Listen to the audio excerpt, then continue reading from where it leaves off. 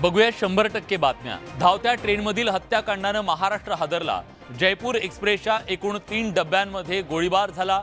या गोळीबारात चौघांचा मृत्यू झालाय।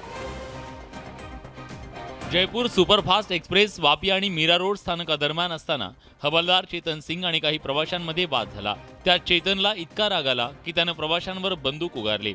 हे पाहून आरपीएफचे सहाय्यक पोलीस उपनिरीक्षक टिकाराम मीणा यांनी चेतनला शांत करण्याचा प्रयत्न केला, मात्र चेतन काही ऐकण्याच्या मनस्थितीत नव्हता।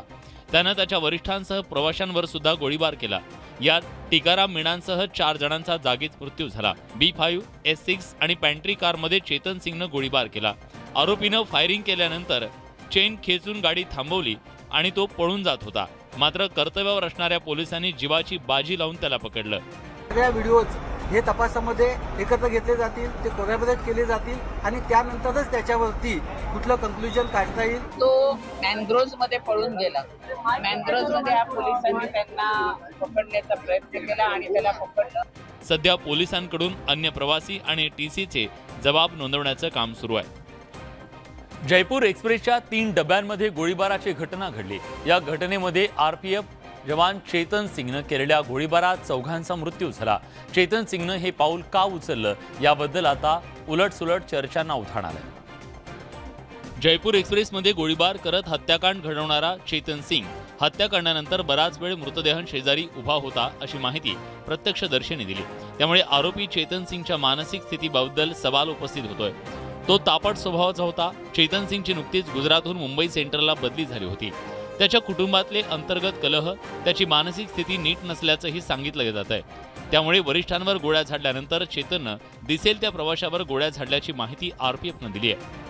परेशान था अमित ये जो नहीं मानसिक ऐसा परेशानी थोड़ा मतलब गरम खून रखा है, मेंटली डिस्टर्ब करके बताया जा रहा है कि उस समय स्टेशन मध्ये होता काय होता हे अजून आपल्याला माहिती नाहीये आणि त्याचा सर्व अधिकारी तपास करतायत। या प्रकरणी उच्चस्तरीय चौकशी समिती स्थापन करण्यात आली आहे। तसंच घटनेच्या नंतर गोळीबार झालेले डबे मुंबई सेंट्रल यार्डात आणून सील करण्यात आले। या डब्यांचे फॉरेन्सिक कडून नमुने घेण्यात आले। पंतप्रधान नरेंद्र मोदी उद्या पुणे दौऱ्यावर येत आहेत। या दौऱ्याच्या निमित्तानं जिल्हा प्रशासनाकडून जय्यत तयारी करण्यात आली आहे। या निमित्तानं पुणे शहरातील वाहतुकीत काही बदल करण्यात आले। यावर्षीचा लोकमान्य टिळक पुरस्कार पंतप्रधान नरेंद्र मोदींना जाहीर करण्यात आला। हा पुरस्कार स्वीकारण्यासाठी पंतप्रधान नरेंद्र मोदी उद्या पुण्यात येत आहेत। या पुरस्कार सोहळ्याला मुख्यमंत्री एकनाथ शिंदे, उपमुख्यमंत्री देवेंद्र फडणवीस, उपमुख्यमंत्री अजित पवार आणि काही प्रमुख नेते उपस्थित राहतील।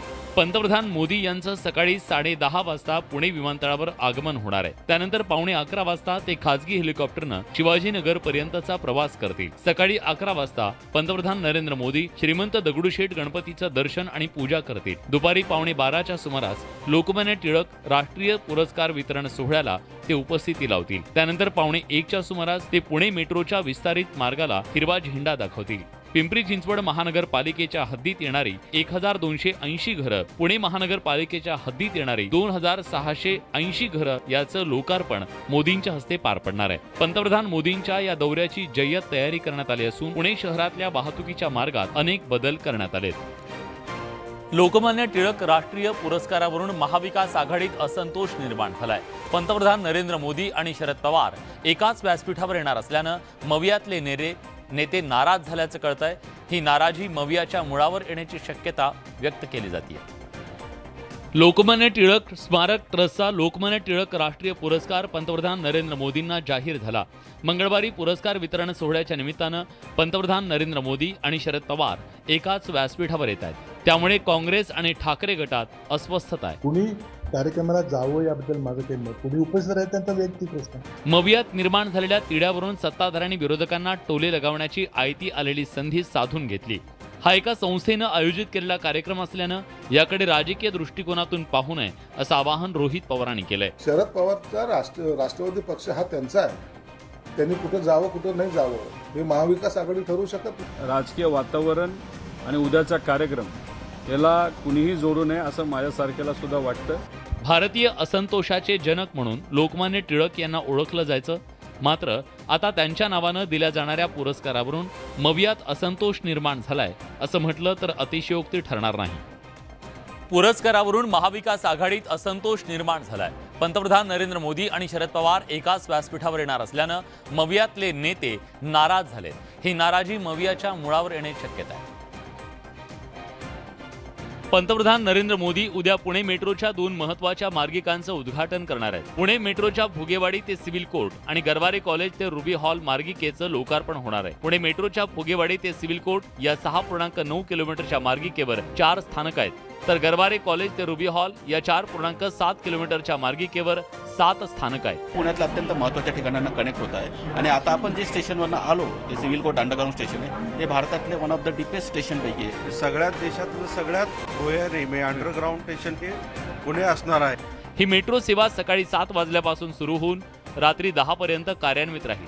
गर्दीच्या वेळेत दर 10 मिनिटांनी, दुपारी 12 ते 4 या वेळेत 15 मिनिटांनी मेट्रो सेवा सामान्यांसाठी सुरू राहणार आहे. या मेट्रोमुळे पुणेकरांचा प्रवास अतिशय वेगवान होणार आहे. पिंपरी ते पुणे प्रवास 22 मिनिटात, वनाज ते रुबी हॉल हा प्रवास 20 ते 22 मिनिटात आणि पिंपरी ते सिव्हिल कोर्ट हा प्रवास 22 ते 25 मिनिटात होणार आहे. संभाजी भिडे यांच्याकडून महापुरुषांबाबत वादग्रस्त वक्तव्यांची मालिका काही थांबायचे नाव घेत नाहीये. महात्मा गांधी यांच्याबाबत आक्षेपार्ह विधान केल्यानंतर राज्यभरात त्याचे तीव्र पडसाद उमटले. त्यातच संभाजी भिडे यांनी पुन्हा एकदा महापुरुषांबाबत आणखी एक आक्षेपार्ह वक्तव्य केलं. त्यामुळे राज्यातलं राजकीय वातावरण तापलं. संभाजी भिडेंच्या वादग्रस्त वक्तव्याचे सलग 4थ्या दिवशी राज्यात पडसाद उमटले. काँग्रेसकडून राज्यभरात भिडे यांच्या विरोधात आंदोलन सुरू आहे. अमरावतीत काँग्रेस नेते यशोमती ठाकूर आणि कार्यकर्त्यांनी जिल्हाधिकारी कार्यालयासमोर ठिय्या आंदोलन केलं. नाशिकमध्ये अजित पवार गटानंही संभाजी भिडे यांच्या विरोधात आंदोलन केलं. तिकडे बीडमध्ये समता परिषदेनं संभाजी भिडेंविरोधात देशद्रोहाचा गुन्हा दाखल करण्याची मागणी केली आहे. या पाठीमागे कोणीतरी बोलविता धणी वेगळा आहे. उद्या प्रधानमंत्री पुण्यामध्ये येतात, त्यांच्या कानावर सुद्धा हे टाकलं पाहिजे. काय मनोहर कुलकर्णी त्याचं काय नाव आहे, त्याला पैसे कोण देतं, तिची सगळी संघटना चालवतो कोण? बुलढाण्यात संभाजी भिडे यांच्या कार्यक्रमाला राष्ट्रवादीच्या कार्यकर्त्यांनी जोरदार विरोध केला. तर बुलढाण्यात काँग्रेसनेही संभाजी भिडेंविरोधात जोरदार आंदोलन केलं. सांगलीत अनोख्या पद्धतीनं संभाजी भिडेंच्या वक्तव्याचा निषेध करण्यात आला.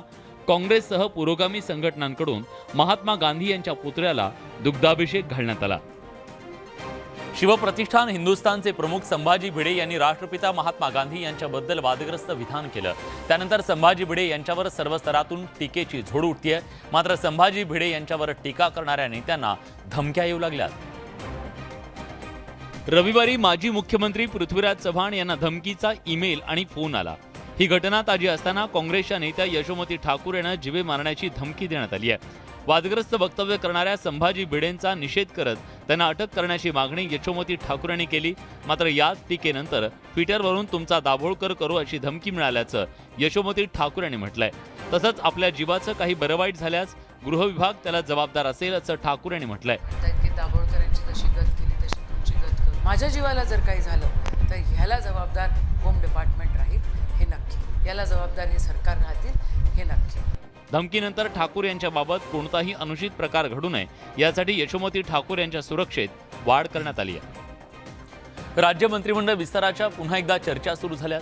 पावसाळी अधिवेशनाच्या पूर्वी हा मंत्रिमंडळ विस्तार होण्याची शक्यता वर्तवली जाते. मात्र हा विस्तार झाला नाही. आता पुन्हा एकदा मंत्रिमंडळ विस्ताराची चर्चा सुरू झाली आहे. राज्यातील शिंदे सरकारचा 3रा मंत्रिमंडळ विस्तार होणार असल्याची राजकीय वर्तुळात चर्चा सुरू झाली आहे. पावसाळी अधिवेशनानंतर विस्तार होणार असल्याचं सांगितलं जात आहे. आगामी मंत्रिमंडळ विस्तारात सत्ता वाटपाचा फॉर्म्युला ठरल्याचं सूत्रांनी सांगितलंय. या मंत्रिमंडळ विस्तारात 6 कॅबिनेट आणि 6 राज्यमंत्री अशा एकूण 12 मंत्रिपदावर नियुक्ती केली जाणार आहे. त्यामध्ये सत्ताधारी तिन्ही घटक पक्षांना समसमान मंत्रिपद मिळणार असल्याचं बोललं जात आहे. तर 2 मंत्रिपदं रिक्त ठेवण्यात येणार आहेत. लवकरात लवकर मंत्रिमंडळाचा विस्तार होईल आणि पालकमंत्रीपदे सुद्धा वाटली जातील याची मला खात्री आहे. राज्य मंत्रिमंडळ विस्ताराची चर्चा सुरू झाल्यानं इच्छुकांच्या आशा पल्लवित झाल्यात. अजित पवार भाजपसोबत सत्तेत सहभागी झाल्यानंतर आता भाजपनं शिवसेना आणि राष्ट्रवादीसह निवडणुका जिंकण्याची तयारी केली आहे. त्याच अनुषंगानं भाजप प्रदेशाध्यक्ष चंद्रशेखर बावनकुळेंनी उपमुख्यमंत्री अजित पवार भाजपचा प्रचार करतील असा दावा केला. पण बावनकुळेंच्या या दाव्यावर राष्ट्रवादीनं जोरदार पलटवार केलाय. भाजपनं आगामी निवडणुकांची जोरदार तयारी सुरू केली आहे. हे करताना अजित पवारही भाजपचा प्रचार करतील असं विधान भाजप प्रदेशाध्यक्ष चंद्रशेखर बावनकुळेंनी केलं, पण बावनकुळेंच्या या विधानाचा भुजबळांनी तिखट शब्दात समाचार घेतलाय.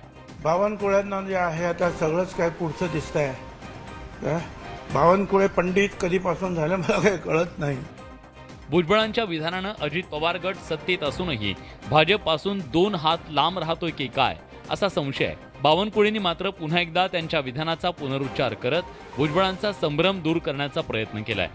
जेव्हा महायुतीमध्ये भुजबळ साहेब उभे राहतील, आम्ही सर्व लोक त्यांच्या प्रचाराला जाणार आहे. त्याच्यामुळं बोलण्याचं जरा एकदा समजून घेतलं पाहिजे. विपर्यास कुणी करू नये. एकंदरीत निवडणुकांच्या आधी भाजप मित्रपक्षांना सोबत घेऊन विरोधकांची कोंडी करण्याची रणनीती आखत आहे. त्यात अजित पवारांच्या राष्ट्रवादीला प्रचारात सोबत घेण्यात भाजप किती यशस्वी होतं हे पाहणं महत्त्वाचं आहे. राज्याच्या राजकारणात नव्यानं एंट्री करणाऱ्या बीआरएस पक्षाची सध्या जोरदार चर्चा आहे. आगामी निवडणुकांच्या तोंडावर बीआरएस कडून मोर्चे बांधणी सुरू आहे. या पार्श्वभूमीवर बीआरएसचे प्रमुख तेलंगणाचे मुख्यमंत्री के चंद्रशेखर राव पुन्हा महाराष्ट्रात येत आहेत. के चंद्रशेखर राव उद्या सकाळी कोल्हापूर दौऱ्यावर येत आहेत. वाटेगावमध्ये अण्णाभाऊ साठे यांच्या जयंतीच्या कार्यक्रमाला ते हजेरी लावतील. त्यानंतर शेतकरी संघटनेचे नेते रघुनाथदादा पाटील यांच्या घरी के चंद्रशेखर राव यांच्यासाठी भोजनाचं आयोजन करण्यात आलंय. शेतकरी संघटनेचे नेते रघुनाथदादा पाटील यांनी आपल्यासोबत काम करावं यासाठी केसीआर यांचा प्रयत्न आहे. केसीआर यांच्यावर शरद जोशींच्या शेतकरी संघटनेचा मोठा पगडा राहिला. त्यामुळे यापूर्वी सुद्धा शेतकरी संघटनेचे नेते राजू शेट्टी यांना सोबत घेऊन महाराष्ट्रात राजकारण करण्याची योजना आखली होती. मात्र राजू शेट्टी यांनी स्पष्ट नकार दिला. त्यामुळे आता रघुनाथदादा पाटील यांची शेतकरी संघटना महाराष्ट्रात बीआरएस सोबत आगामी काळात काम करणार असल्याची शक्यता आहे. रघुनाथदादा पाटील यांच्या भेटीनंतर चंद्रशेखर राव कोल्हापूरच्या अंबाबाईचं दर्शन घेणार आहेत. तिथून ते हैदराबादला रवाना होतील. गेल्या काही दिवसांपासून पीक विमा भरण्यासाठी सरकारची वेबसाईट योग्य प्रकारे चालत नसल्यानं शेतकऱ्यांना पीक विमा भरण्यासाठी अडचणींचा सामना करावा लागतोय. सीएससी सेंटरवर पीक विमा अर्ज ऑनलाईन भरताना शेतकऱ्यांना अडचणी येत होत्या. आता त्या संदर्भात सरकारनं एक मोठा निर्णय घेतलाय. राज्यातील शेतकऱ्यांना पीक विमा भरण्यासाठी केंद्र सरकारनं मुदतवाढ दिली आहे. पीक विम्यासाठी हप्ता भरण्याची शेवटची तारीख 31 जुलै होती, पण केंद्र सरकारकडून बळीराजाला मुदतवाढ देण्यात आली आहे. आता बळीराजाला 3 ऑगस्टपर्यंत पीक विमा हप्ता भरता येणार आहे. दरम्यान पीक विम्यासंदर्भातील राज्य सरकारच्या विनंतीला केंद्र सरकारकडून मंजुरी देण्यात आली आहे. ऑनलाईन फॉर्म भरताना येणाऱ्या अडचणी लक्षात घेत निर्णय घेण्यात आला. जून महिन्यात हुलकावणी देणाऱ्या पावसानं अखेर जुलै महिन्याच्या शेवटच्या आठवड्यात सर्वदूर दमदार हजेरी लावली खरी, मात्र अजून राज्यातल्या बहुतांश भागातील पाण्याचा साठा वाढलेला नाहीये. अशा परिस्थितीत हवामानाचा फटका शेतीला बसला तर पीक विमा एकमेव आधार शेतकऱ्यांना असतो आणि त्यामुळे विना अडथळा तो पीक विमा शेतकऱ्यांना मिळावा एवढीच अपेक्षा. टोमॅटोची आवक घटल्यानं टोमॅटोला उच्चांकी दर मिळतोय. जुन्नर बाजारपेठेत टोमॅटोला किलो मागे 150 रुपये दर मिळतोय. या दरामुळे शेतकऱ्यांना अच्छे दिन आलेत. गेल्या अनेक वर्षातला हा उच्चांकी दर आहे. टोमॅटोला सोन्याचा दर मिळाल्यानं शेतकऱ्यांना चक्क कारमधून टोमॅटो विक्रीला आणलाय. गेल्या काही दिवसापासून टोमॅटोचे भाव गगनाला भिडले. राज्याच्या विविध भागात आवक कमी झाल्यानं टोमॅटोच्या दरानं उसळी घेतली. जुन्नर बाजार समितीच्या नारायणगाव उपबाजारात टोमॅटोच्या 20 किलो क्रेटला हंगामातला उच्चांकी भाव मिळाला. या बाजारपेठेत किलोला 150 रुपये तर 20 किलोच्या क्रेटला 3100 रुपये दर मिळाला. एकूणच 1 किलो टोमॅटो हा 1 लिटर पेट्रोलपेक्षा महाग झाला. टोमॅटोची चलती असल्यानं एका शेतकऱ्यानं तर चक्क कारमधून टोमॅटो विक्रीला आणले. आजच्या दिवसाचे या ठिकाणी आमची 83 जाळे आहे आणि 4-5 शेतकरी आहेत आणि त्याचे 2,57,000 रुपये झालेले आहेत. आजच्या इतिहासामध्ये हा पहिल्यांदाच 3100 रुपये बाजार झाला आहे. नाही तर यापूर्वी कंटिन्यू 1 महिनाभर 2000च्या पुढेच बाजार राहिलेत. आवक प्रचंड प्रमाणात कमी झाली असून गेल्या काही महिन्यांपूर्वी कवडीमोल दर मिळत असल्यानं शेतकऱ्यांना टोमॅटो रस्त्यावर फेकून देण्याची वेळ आली होती. आता आवक कमी झाल्यानं टोमॅटोला चांगला दर मिळत असल्यानं शेतकऱ्यांमध्ये आनंदाचं वातावरण आहे. एकीकडे टोमॅटोला उच्चांकी दर मिळत असताना टोमॅटो उत्पादक शेतकरी आनंदात असताना कोथिंबीर उत्पादक शेतकरी मात्र कोसळणाऱ्या दरामुळे हतबल झालाय. कोथिंबीरीला कवडी मोल दर मिळत असल्यानं शेतकऱ्यांवर कोथिंबीर रस्त्यावर फेकून देण्याची वेळ आली. जुन्नर कृषी उत्पन्न बाजार समितीच्या नारायणगाव उपबाजारातील परिसरात दिसत असलेला हा हिरवा पट्टा मात्र हा हिरवा पट्टा गवताचा नसून शेतकऱ्यांनी मोठ्या काबाड कष्टानं पिकवलेल्या कोथिंबिरीच्या जुड्या आहेत. कोथिंबिरीच्या जुडीला अवघा 50 पैशांचा दर मिळत असल्यानं शेतकऱ्यांवर कोथिंबिरीच्या जुड्या फेकून देण्याची वेळ आली आहे. गेल्या 2 दिवसात लाखभर कोथिंबिरीच्या जुड्या शेतकऱ्यांनी फेकून दिल्या. मागील 8 दिवसात या परिसरात पाऊस पडत असल्यानं आणि मुंबईमध्ये सुद्धा मोठ्या प्रमाणात पाऊस पडत असल्यानं ओल्या झालेल्या मालाला मागणीच नाहीये. शेतकऱ्यांनी एकरी 20 ते 25 हजार रुपये खर्च करून हा सगळा माल पिकवला. मात्र हा सगळा माल फेकून देण्याची वेळ शेतकऱ्यांवर आली आहे. करायचं काय जगायचं कसं अशी परिस्थिती शेतकऱ्यांवर आलेली आहे. आणि शेतकऱ्यांनी पिकून गेल्या महिन्यात 5,000 तवा आम्ही दाना टाकला आणि आता 5 रुपये जोडीनं असा पिकअप आम्ही आता पिकून दिला. 5 रुपये जोडीला बाजार भाव करायचा. भारत हा कृषी प्रधान देश आहे. इथला शेतकरी कायम अस्मानी आणि सुलतानी संकटात सापडतो. शेतमालाला भाव नसल्यानं कोथिंबीर उत्पादक शेतकरी मात्र हतबल झालाय. शैक्षणिक गुणवत्ता सुधारावी यासाठी शिक्षक प्रेरणा परीक्षा घेण्याचं तत्कालीन विभागीय आयुक्त सुनील केंद्रेकर यांनी जाहीर केलं. त्यानुसार मराठवाड्यात ही परीक्षा घेण्यात आली. मात्र गुरुजींनीच या परीक्षेकडे पाठ फिरवल्याचं समोर आलं. प्रेरणा परीक्षेसाठी मराठवाड्यातून 26,871 शिक्षकांनी नोंदणी केली. प्रत्यक्षात 8,525 जणांनीच परीक्षा दिली. जिल्हा परिषद आणि खाजगी अनुदानित शाळांमधील शिक्षकांसाठी ही परीक्षा घेण्यात आली. मात्र बहुतांश जणांनी परीक्षेकडे पाठ फिरवली.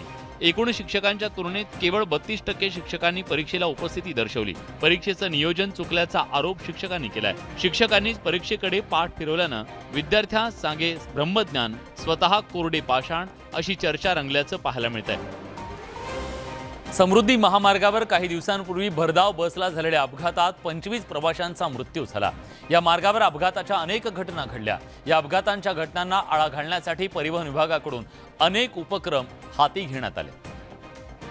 समृद्धी महामार्गावर अपघाताच्या अनेक घटना घडल्या. या अपघाताची संख्या कमी व्हावी यासाठी टायर चेकिंगसह विविध उपक्रम नागपूर प्रादेशिक परिवहन विभागाने घेतले. वाहन चालकांचं विजन कमी झाल्यानं अनेक अपघात झाल्याची बाब समोर आली आहे. या पार्श्वभूमीवर बस, ट्रॅव्हल्स, मिनी बसच्या चालकांचे डोळे तपासले जात आहेत. त्यांच्या डोळ्यांचं विजन कमी असल्यानं त्यांना निशुल्क चष्मा दिला जातोय. समृद्धी महामार्गावर चालणाऱ्या लांब पल्ल्याच्या बसेस त्याच्यात आम्ही प्रथम याला तपासणी करणार आहे. त्याच्यानंतर ज्या बसेस इथल्या शॉर्ट ड्युरेशनच्या आहेत त्यांना सुद्धा तपासणी करणार आहे.